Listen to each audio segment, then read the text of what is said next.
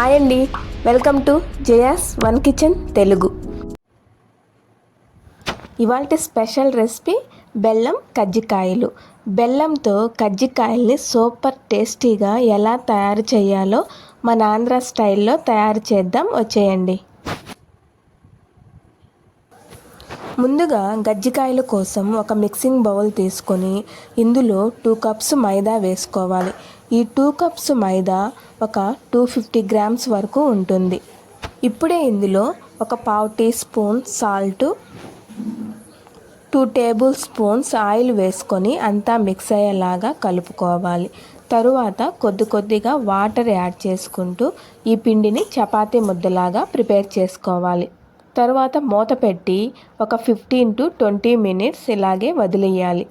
ఈలోగా కజ్జికాయల్లో స్టఫింగ్ కోసం 3 గుప్పెళ్ళు శనగపప్పు మిక్సీ జార్లో వేసుకొని ఇందులోనే 3 ఇలాచీ కూడా వేసుకొని దీన్ని మరీ మెత్తగా కాకుండా కొంచెం పొలుకుల్లా మిక్సీ పట్టుకోవాలి. ఈ విధంగా మిక్సీ పట్టుకోవాలి.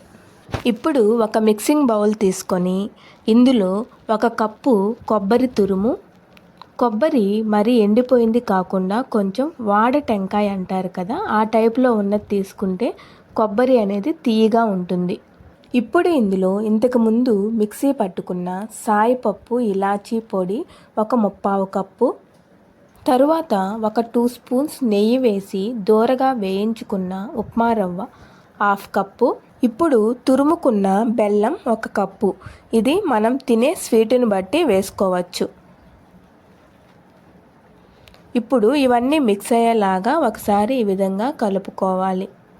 ఇప్పుడు దీన్ని పక్కన పెట్టి ఇంతకుముందు ప్రిపేర్ చేసి పెట్టుకున్న పిండిని చిన్న బాల్స్ లాగా ఈ విధంగా ప్రిపేర్ చేసుకోవాలి.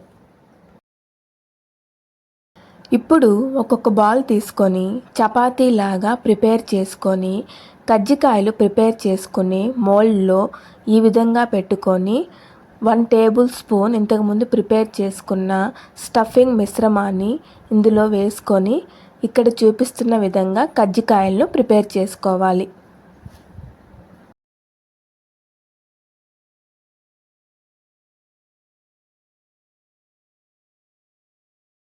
కజ్జికాయలు మోల్డ్కి అతుక్కోకుండా పర్ఫెక్ట్గా రావాలంటే పిండిని సైడ్లు ఈ విధంగా పూసుకొని కజ్జికాయలను ప్రిపేర్ చేసుకోవాలి.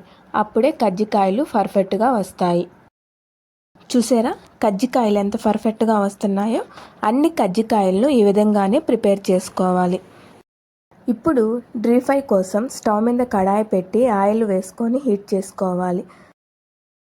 ఆయిల్ వేడెక్కిన తరువాత కజ్జికాయలను 1 by 1 వేసుకుంటూ 2 వైపులా తిప్పుకుంటూ డీప్ ఫ్రై చేసుకోవాలి.